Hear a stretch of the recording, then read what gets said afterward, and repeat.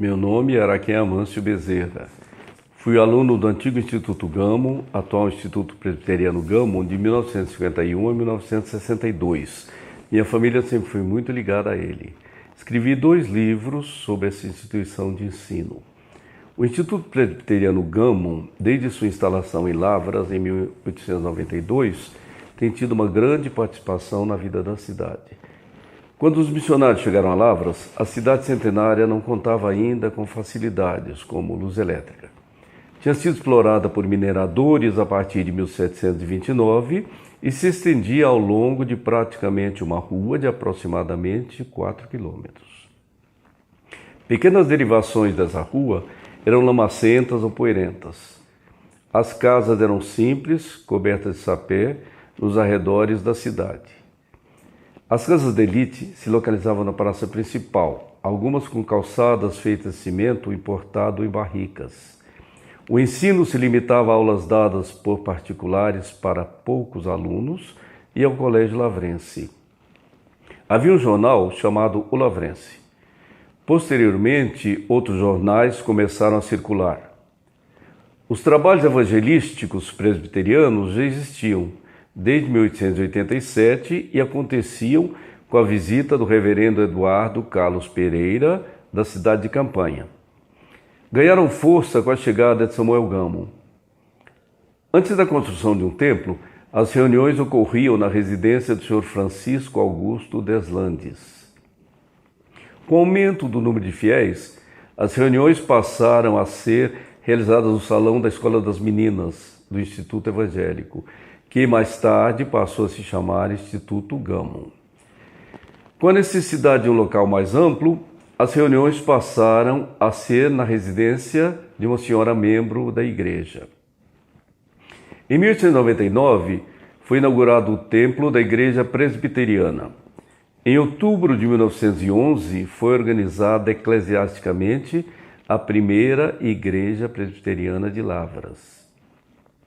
A consagração do templo foi feita pelo reverendo Samuel Rea Gamo.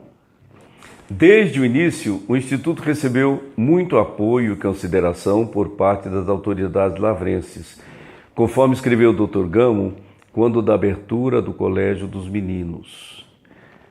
Aspas. Não devo deixar de mencionar que no registro feito dos acontecimentos no dia 2 de fevereiro de 1904, no dia em que se fundou o ginásio, leio o seguinte.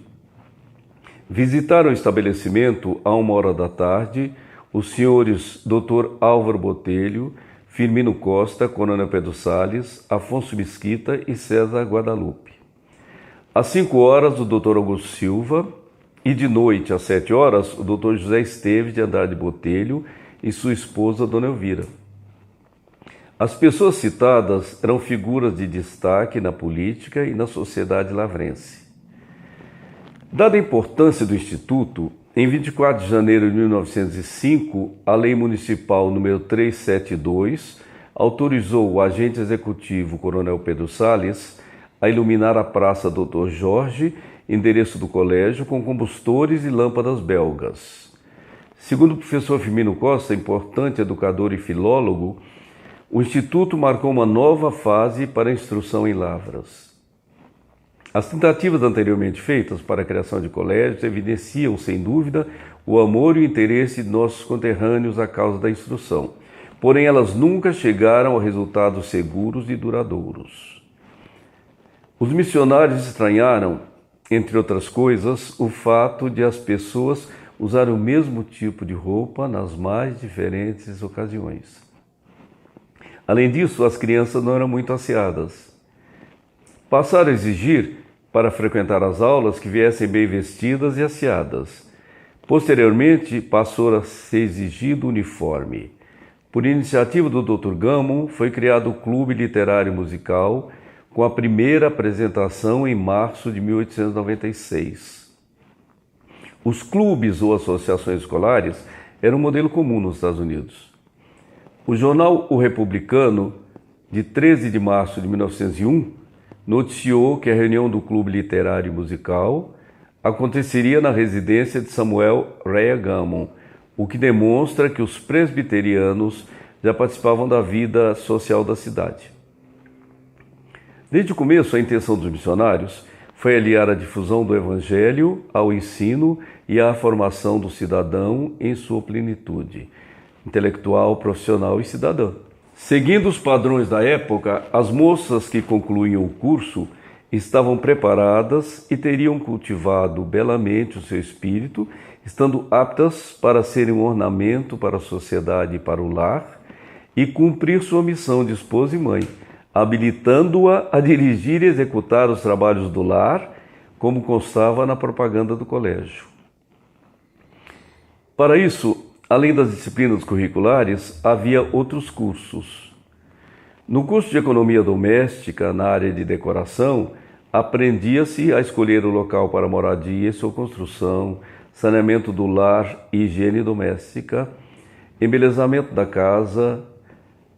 E na área de costura, confecção de roupas, valor e tipo de diferentes tecidos, diferentes tipos de tecelagem, tingimento e engomação de roupas, remoção de nódoas e manchas de todos os tipos. Na área de saúde, cuidados com crianças, puericultura, cuidados com os enfermos e com sua alimentação.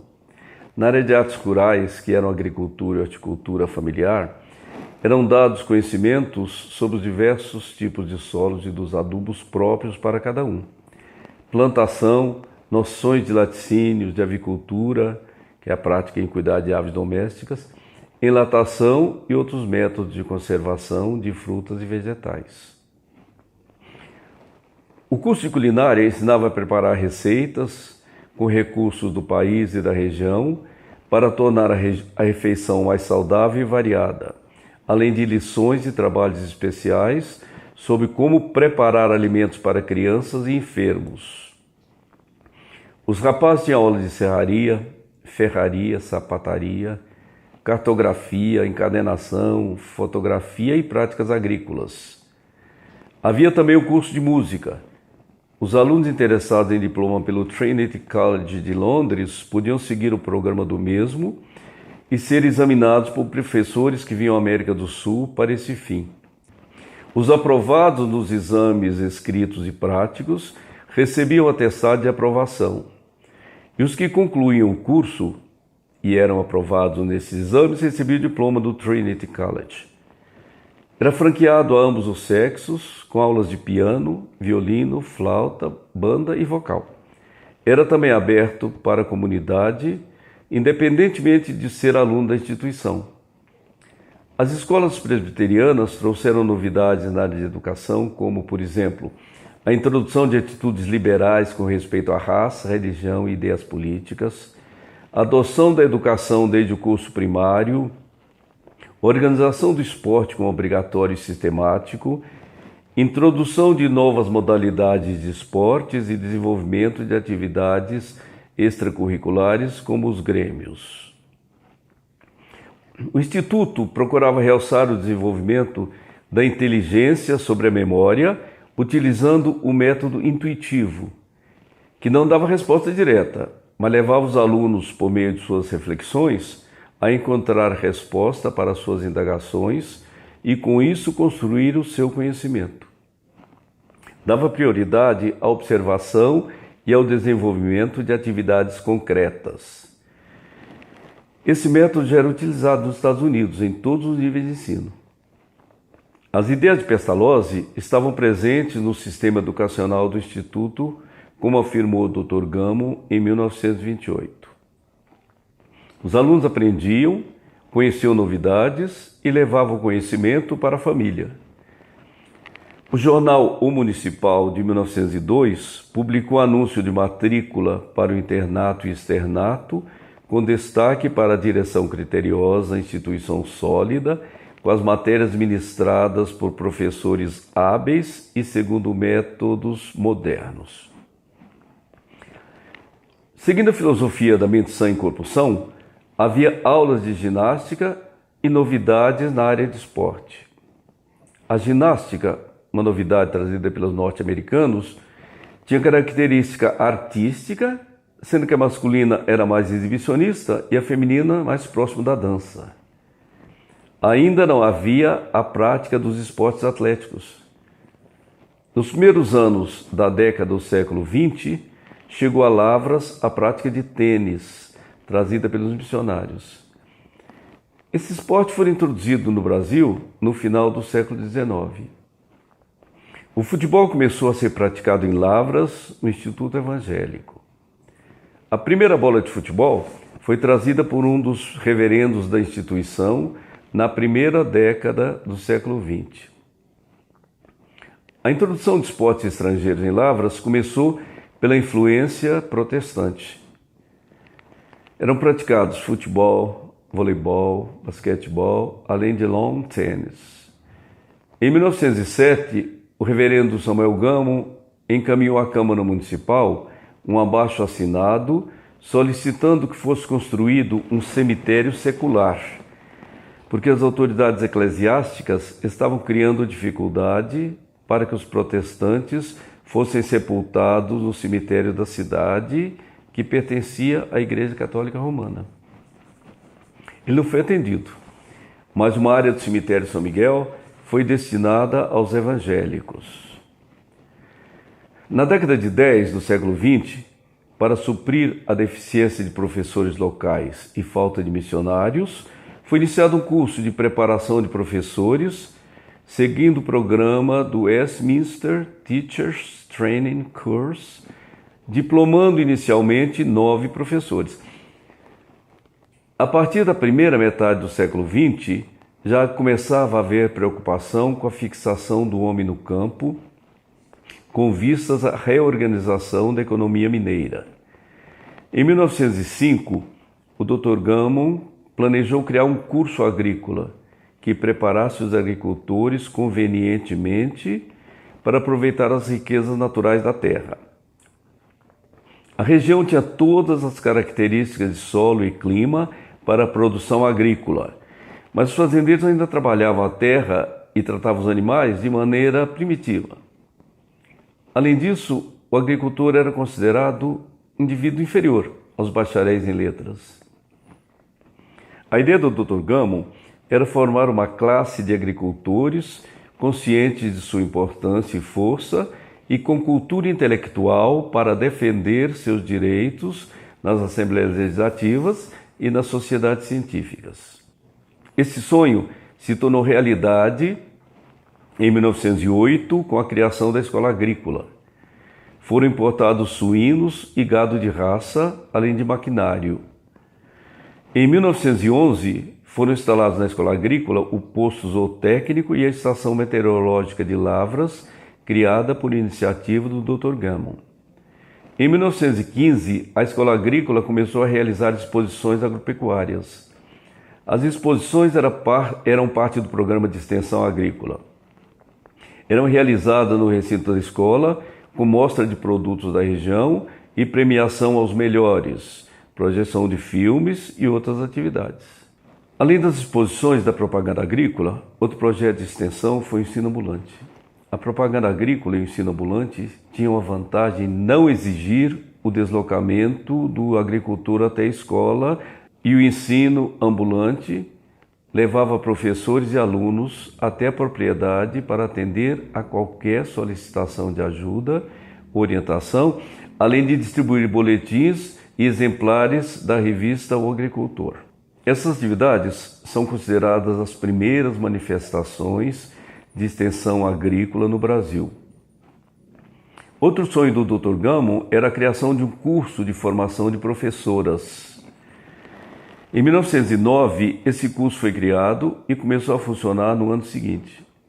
Com o passar dos anos, o trabalho da mulher fora do lar, que era apenas o de professora primária, passou a se diversificar. Por isso, em carta enviada ao tesoureiro do Comitê de Missões Estrangeiras em 1914, Dr. Gammon solicitou autorização para criar o curso comercial para formar guarda-livros de ambos os sexos, no que foi atendido. Em 1918, o prefeito Dr. João Augusto da Silva Pena, por influência dos missionários americanos, instalou em diversos pontos da cidade 9 caixas de madeira para a coleta do lixo, com a seguinte frase: aspas.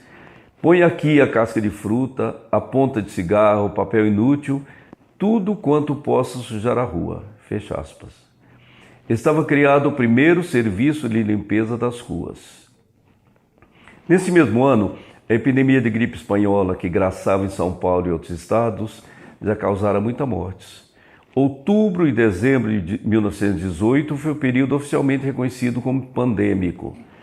O presidente da República, Rodrigues Alves, eleito em 1º de março, adoeceu vítima da gripe espanhola e morreu em 16 de janeiro de 1919, sem tomar posse. Porém, os rumores da epidemia de gripe espanhola pareciam não ameaçar Lavras. De repente aconteceu o aparecimento na cidade em outubro de 1918. As escolas foram fechadas, havia superlotação no único hospital da cidade, o que obrigava a transformar repartições públicas em enfermarias. Foi aberto então um hospital de emergência em um dos edifícios do Instituto. Os enfermeiros eram os próprios missionários. Dr. Gammon colocou as bandeiras dos Estados Unidos e do Brasil no seu cabriolé e saía para buscar os enfermos. A comida para os enfermos era preparada na cozinha de sua casa. Dos mais de 50 doentes atendidos, apenas uma mulher, em estado muito grave, faleceu. Em carta aos amigos e pais de alunos, o reitor comunicou que o ano foi de plena atividade, apesar das condições anormais do país. Comunicou também que, por causa da epidemia ocorrida na época do início dos exames de promoção, os trabalhos do ano letivo estavam suspensos. A preocupação dos missionários se estendia também fora dos muros do colégio. Em 1923, o professor Charles Klein Knight indicou alternativas para melhorar a locomoção e escoamento da produção agrícola. Segundo ele, as estradas deveriam ser lisas, rijas, considerando os custos não apenas por quilômetro construído, mas o tráfego que suportariam, incluindo o peso das cargas. Somente no ano seguinte, foi traçado pelo governo mineiro um plano rodoviário que ligaria por um sistema radial todas as regiões do estado à capital e esta aos principais centros do país. Esse depoimento, feito em julho de 2020, mostra, seja através dos alunos que passaram pelo colégio, seja por intervenções diretas na cidade, a importância e influência do Instituto Presbiteriano Gammon na vida de Lavras. Essa influência e interação com a cidade permanece até os dias atuais.